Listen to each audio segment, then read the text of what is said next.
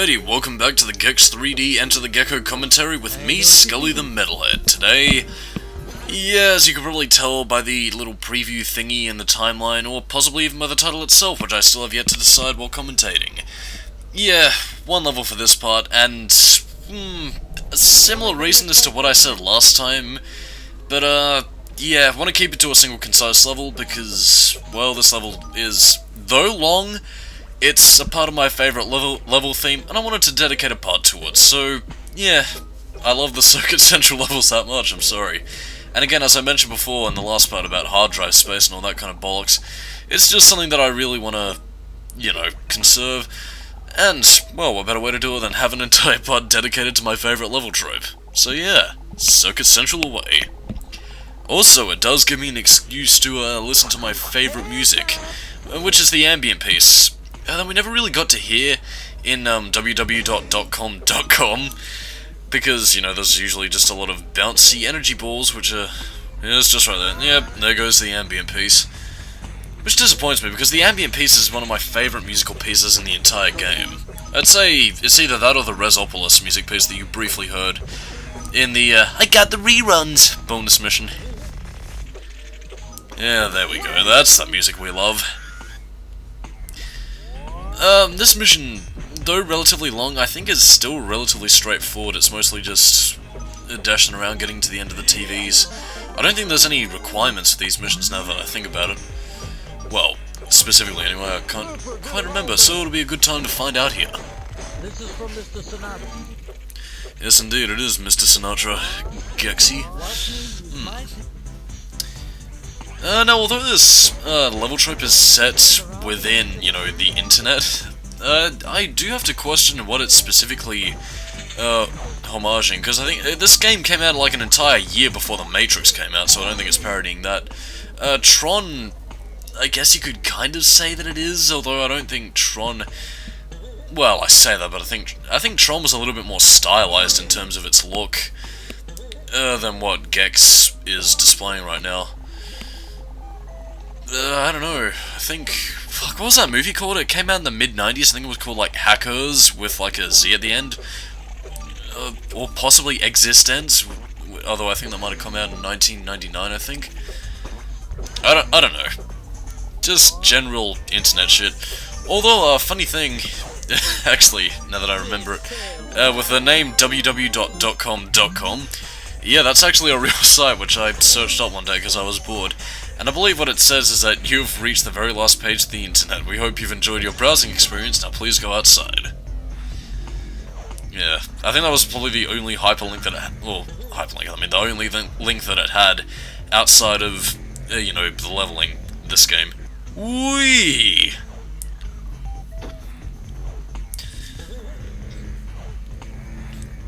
I don't know. Again, I might have mentioned, I probably didn't mention this last, but I really love this level's use of aesthetics and its ambient lighting.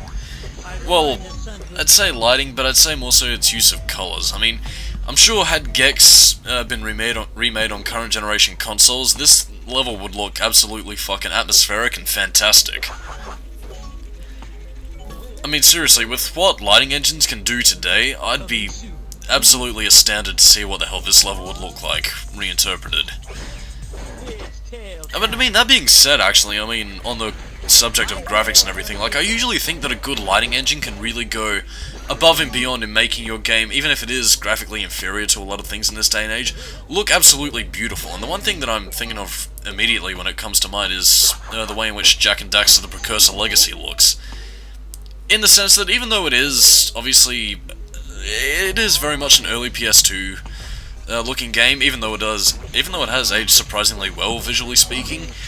But I mean, if you look at some areas in the game, like, you know, a snowy mountain and such, like during the sunrise or sunset, that's...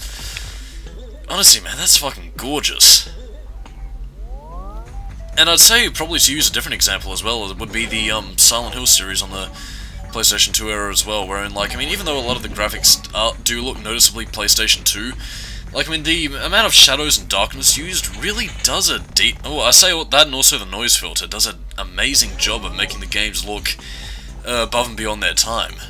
In fact, you know what, I honestly still say that Silent Hill 3 outdoes like quite a few early PS3 games, and, well, Xbox 360 games as well, I suppose. Especially on the PC version, if you can get it looking up to snuff. Mwah, beautiful. Hey, forget about it. Forget about it. Oh, there's a silver remote. Yeah, but I wasn't kidding about these levels being quite long. Although the end is in, well, relatively sight. We've got a couple of minutes before we reach there. In the meantime, I have got another juicy tangent, which I can expunge. Ew, there's some stuff right there. Don't know what that is, but I'll figure it out. Anyway, let's see, what can I talk about? Suppose I can probably...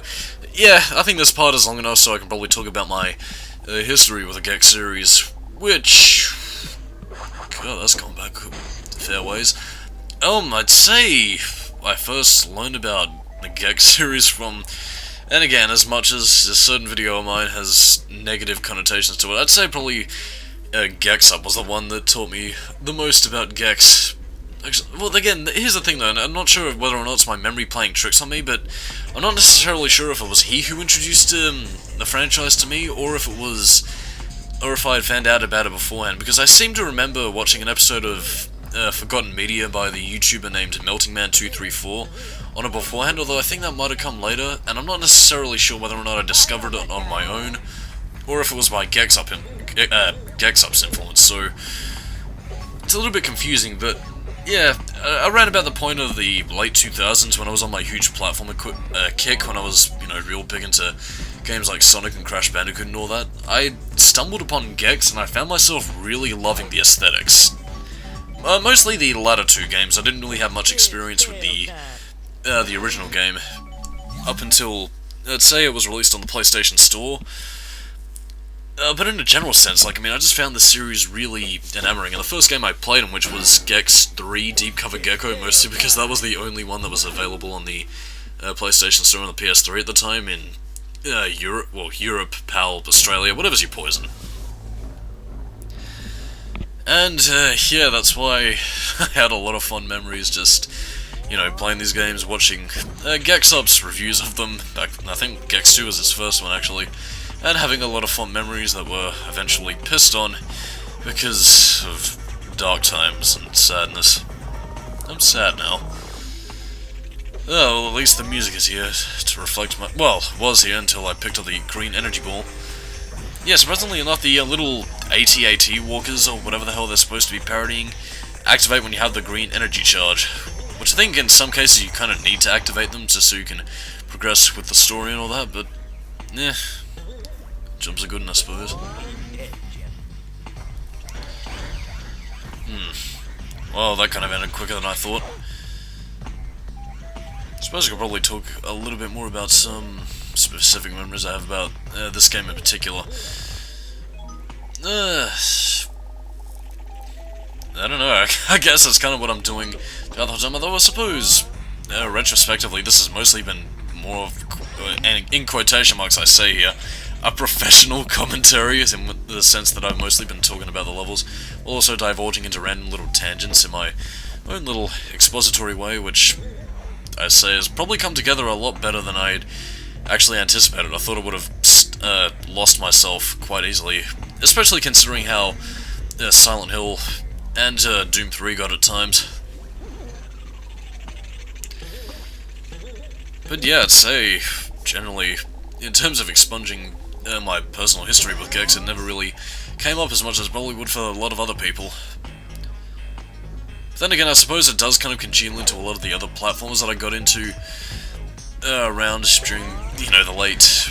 No, not the late, I mean the late 2000s, early 2010s. Which I'd say in recent years has probably died down a little bit more, as I think I'm... don't really know how to say this, but I think I've become a little bit more hesitant about what kind of video games I play, because, you know, money and all that kind of shit. Well, that and I suppose also... depending upon what I find fun, and the consoles that are available to me, because I would like to expand my Dreamcast collection. But even then, you know, money and all that kind of stuff, which is horrible, but we need it to live.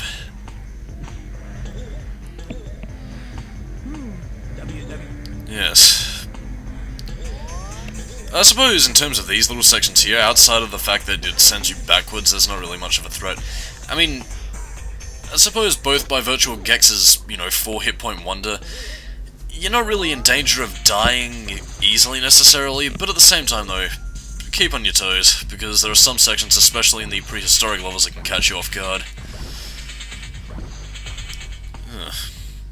Now, I really would have thought I'd have more to say, but again, there is one last tangent that I do have saved for my little dose of Comtandus, but again, it's something that's a kind of major thing, and I don't want to expunge it so quickly that it just goes over like that, And it is something that I do think is rather controversial, because, I mean, I've been watching a video on the subject by another Australian YouTuber by the name of Crystal Fisher, who spoke about Gex and how it could work in this day and age.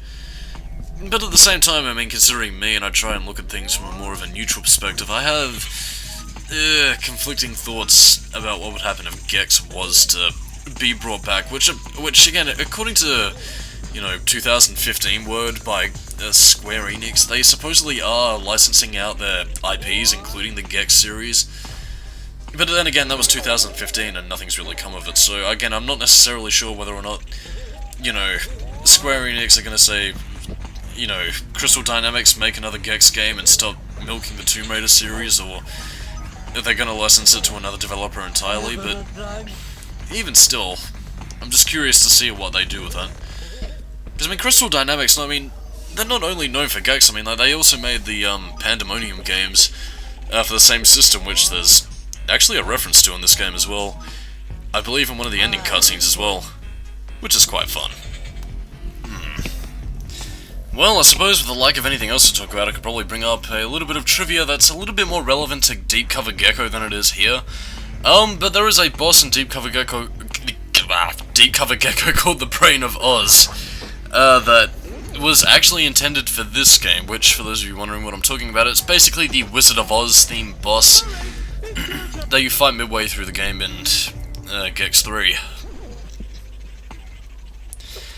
Which is, again, something I should probably save for the Gexzilla vs Mecha-Res boss fight, considering the difficulty of that, which I'll touch upon next part, but kind of saddened it wasn't included, really, because the fight against the Brain of Oz is actually a little bit challenging, and I think probably would have been a little bit more appropriate for this point through the game, because I'd say by this point we're a little over halfway done. Well, we will be by the time we complete this level. I mean, in terms of, like, actual main levels we have left, don't have too many left, really. So, I mean, we've still got plenty of bonus missions and all that kind of stuff to do, but, yeah, still got quite a few to do. We've still got a fair bit to get done.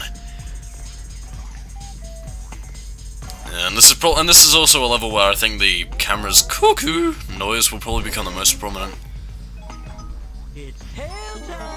That being said, another bit of trivia I can probably point out about the little electrolyte that you could probably find out from the previous parts is that it usually plays a different tune depending upon which time you pick it up. Like, there's nothing that really sets what kind of theme you'll get. It's basically just one that's set at random, and you'll enjoy the specific tune, which I think is quite a nice bit of attention to detail. But still prefer the ambient overworld theme. Well, I say overworld theme, but I mean more so in the sense of the general level theme.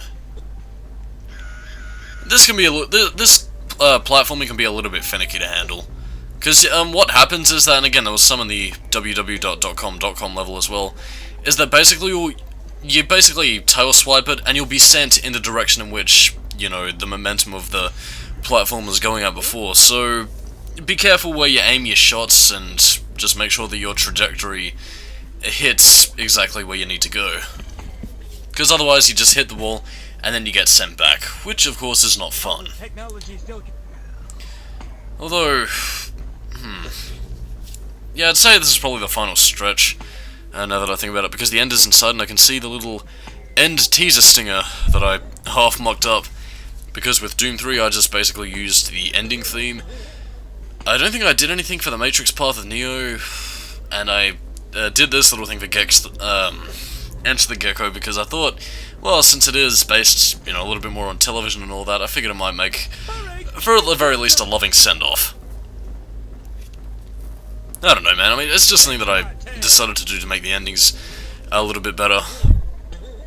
I knew what Well, you not necessarily better, but just more so, a little bit more in the style of my own. But, in any case, we have ended the level. I'm Skully, keep it new metal, and in the next part, we will be facing off against... Actually, no, we'll be doing a horror level.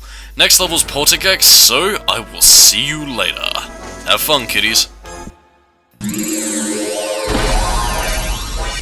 Nice try, big boy.